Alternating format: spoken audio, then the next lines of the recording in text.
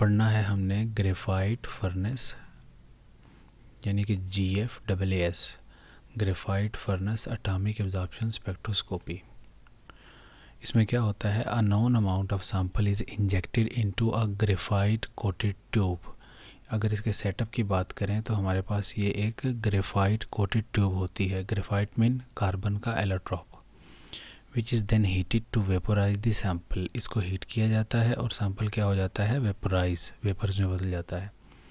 और जब sample vapour में बदल जाता है, the atoms absorb light of specific wavelength. Atom क्या करते हैं, स्पेसिफिक वेवलेंथ को एब्जॉर्ब करते हैं और the amount of absorption is use to determine the concentration of that element. यानी कि हम लोग ग्रेफाइट फर्नेस के अंदर अपना सैंपल रखते हैं। ग्रेफाइट फर्नेस के अंदर सैंपल हीट होता है, हीट होके वेपोराइज होता है और वेपोराइज होके एटम्स जो बनते हैं वो लाइट को एब्जॉर्ब करते हैं अकॉर्डिंग टू बियर-लैम्बर्ट लॉ। अगर इसका सेटअप देखें तो ये हमारे पास ग्रेफाइट फर्नेस का सेटअप है।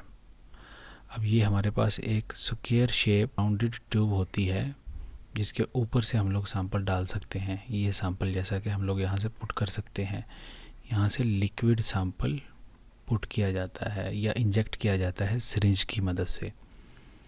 अब इसके लेफ़्ट साइड पे भी ग्लास की विंडो लगी होती है या क्वार्ट्ज की विंडो लगी होती है जिसको ऑप्टिकल विंडो कहते हैं, और राइट साइड पे भी एक क्वार्ट्ज या ग्लास की विंडो लगी होती है। और ये दोनों विंडोज़ इसलिए लगाई जाती हैं ताकि एक तरफ से लाइट आए और दूसरी तरफ से निकल जाए। और ये लाइट कहाँ से आती है, ये आती है हालो कैथोड लैंप से, हालो कैथोड लैंप, क्योंकि हमारी एटॉमिक एब्जॉर्प्शन स्पेक्ट्रोस्कोपी के अंदर लाइट का सोर्स है जहाँ से लाइट एक ख़ास वेवलेंथ की आती है। वो लाइट यहाँ से एंटर होती है इस विंडो से। अब जो सैंपल हमने ऊपर से गिराया है, नीचे से यहाँ से हम लोग हीट भी कर रहे होते हैं, क्योंकि फर्नेस का मतलब ही क्या है, हीट करने वाली चीज़। तो यहाँ पे सैंपल क्या होता है, वेपोराइज होता है। जब वेपोराइज होता है तो यहाँ पे एटम्स बन जाते हैं, और जब एटम्स बनते हैं तो वही एटम जो बनते हैं ख़ास सब्सटेंस के, तो वो लाइट को एब्जॉर्ब करते हैं। और ये लाइट की absorption according to Beer Lambert law A=ECL होती है। कंसंट्रेशन जितनी ज़्यादा एटम्स की होगी उतनी ज़्यादा एब्जॉर्प्शन होगी। और यहाँ पे हमने डिटेक्टर रखा होता है इस तरफ। तो इस तरीके से हम कन्वेंशनल तरीका जो कि फ्लेम एटोमाइज़र्स है उससे हट के हम लोग ग्रेफाइट फर्नेस का यूज़ भी कर सकते हैं। तो आप इसको देख सकते हैं यहाँ पे किस तरह की इसकी अरेंजमेंट है। अगर इसकी बात की जाए तो GFAAS इज़ हाईली सेंसिटिव, ये सेंसिटिव टेक्निक है, and has precision of few %। ठीक है, ये बहुत ज़्यादा प्रिसाइज होती है।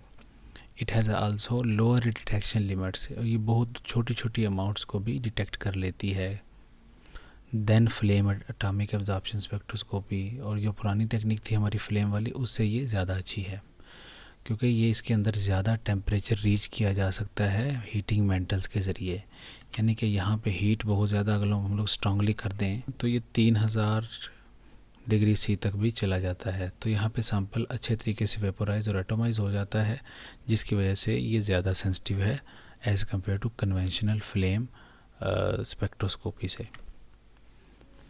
However the furnace can have some disadvantages, और इसके कुछ डिसएडवांटेजेस भी हैं। वो कौन कौन से हैं, including matrix effect. Matrix effect से क्या मुराद है कि जो भी चीज़ आएगी वो यहाँ पे एटोमाइज हो जाएगी और उसकी दूसरी सब्सटेंसेस जस्ट लाइक लेड के एटम्स हैं, तो इसके साथ लेड के +2 वाले +4 वाले या दूसरे केटाइंस जो लेड जैसे ही तकरीबन एनर्जी लेवल रखते हैं, सेम तो नहीं हो सकते कभी भी, तो वो भी इंटरफेयर करना चालू हो जाते हैं, क्योंकि वो भी यहाँ पे एटोमाइज हो जाते हैं इतने ज़्यादा टेम्परेचर पे। Producibility, less reproducibility and condition of the interior walls changing. अब क्या होता है कि कंटिन्यूसली जब ये ग्रेफाइट फर्नेस हम लोग यूज़ करते हैं तो क्योंकि ये ग्रेफाइट की बनी होती है तो बीच में कार्बन के साथ कार्बाइड्स बनना चालू हो जाते हैं। और जो कार्बाइड्स हैं ये आपको पता है कि हार्डर मटेरियल्स हैं, हैवी मेटल्स आते ही ये उनके साथ इंटरस्टिशियल साइट्स में घुस जाते हैं और मेटेलिक कार्बाइड्स बनाते हैं, और मेटेलिक कार्बाइड्स जो हैं वो इंटरफेयर करते हैं रिजल्ट्स के अंदर। और GFAAS का दूसरा नाम भी है, हम इसको इलेक्ट्रोथर्मल एटॉमिक एब्जॉर्प्शन स्पेक्ट्रोमेट्री भी बोलते हैं या स्पेक्ट्रोस्कोपी भी बोलते हैं। इलेक्ट्रो मीन इलेक्ट्रिसिटी की मदद से, थर्मल मीन टेम्परेचर पैदा करना। हम नीचे कॉइल्स लगा के, यहाँ पे स्प्रिंग वाली कॉइल्स जैसा कि इलेक्ट्रिक हीटर के अंदर होती हैं, उसके ज़रिए भी हीट पैदा कर सकते हैं, और उसी हीट की वजह से सैंपल यहाँ पे एटोमाइज हो जाता है और लाइट अब्जॉर्ब होती है।